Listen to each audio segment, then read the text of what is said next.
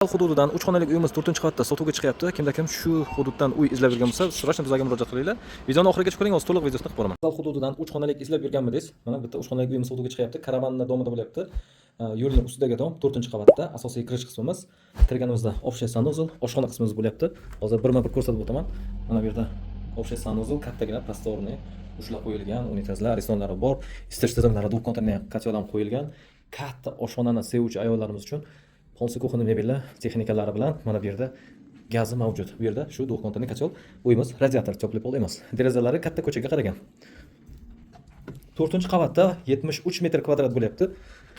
Mana bu yerda bolalarimiz uchun ikkishlik chiroyli mebellar qo'yilgan, shkaflari bilan. Bu yerda mehmonxona qismimiz, plus mana bu yerda balkon qilingan, konditsionerlari bor va bu yerda kattalar uchun yotoqxona qilingan.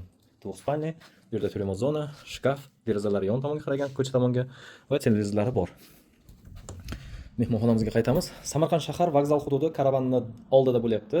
3 xonalik 4-qavatda 73 metr kvadrat, narxini 88 ming deyaptilar. Faqat narx asosida ipoteka rassroshkasi yo'q. To'liq ma'lumot uchun pastda raqamlar qoldiraman. Bemalol telefon qilib aloqaga chiqinglar.